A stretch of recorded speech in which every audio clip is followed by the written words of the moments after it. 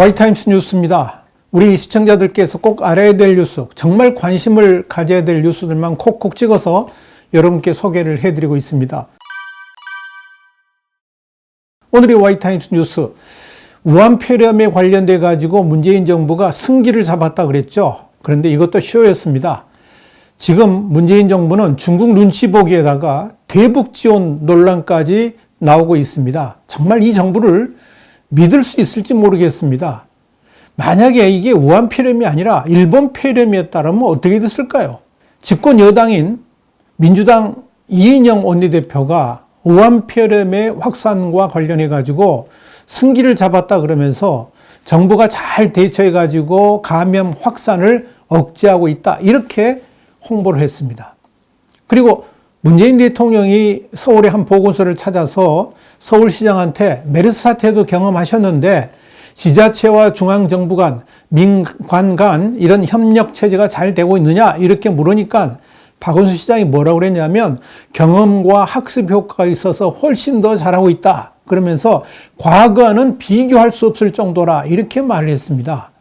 당시 동행했던 민주당 소속 구청장들도 메르스 때와는 다르게 질병관리본부하고 소통이 지금은 잘 되고 있다, 뭐 이렇게 말을 했습니다.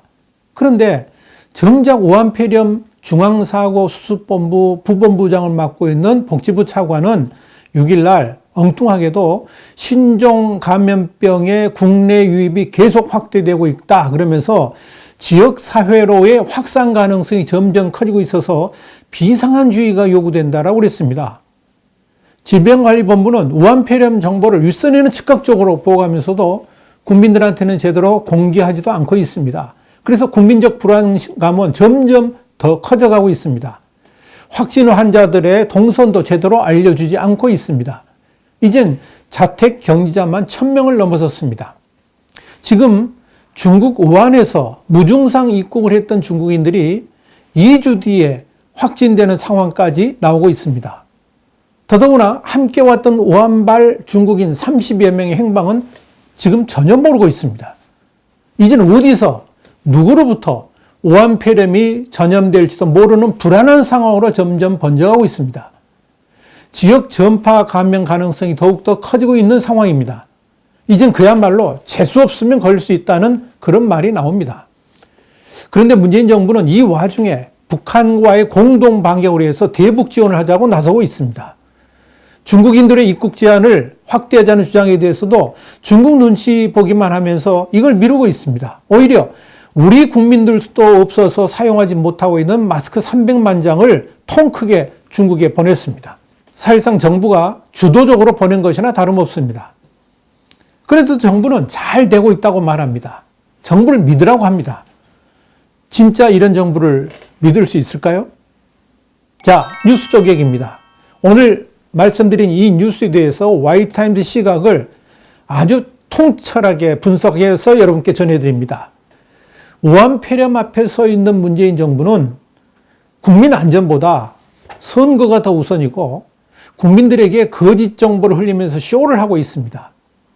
가짜뉴스 감시한다는 정부가 오히려 왜곡되고 거짓된 정보를 국민들에게 뻔뻔하게 들이대고 있습니다. 문재인 정부의 눈에는 우리 국민보다 중국 정부 눈치 보기가 더 중요한 것 같습니다. 또 이런 와중에 김정은의 북한까지 챙기려고 그럽니다. 중국에 마스크 300만 장 보냈죠? 이제는 북한에도 200만 장 보내자고 할 판입니다. 지금 그뿐 아닙니다. 온갖 방역 장비들도 북한에 거저줄 태세를 보이고 있습니다. 이거 아무리 봐도 제정신이 아닙니다. 당장 중국인의 입국 제한 확대부터 해야 정상 아닙니까? 당장 중국 내 확진자 수가 많은 지역부터 직항기 운항 중단에 들어가야 이게 정상 아닙니까? 만약에 여러분 생각해 보세요. 우한폐렴이 아니라 일본 폐렴이었더라 할지라도 저렇게 했을까요? 일본 폐렴이었다 그러면 아마 당장 전면적 입국 금지도 하고 노재팬 엄청나게 선전하고 선동하지 않았을까요? 도대체 저들의 머릿속에는 뭐가 들었길래 저렇게 말도 안 되는 짓들만 골라서 할까요? 그것이 참 궁금합니다. Y타임스 뉴스였습니다.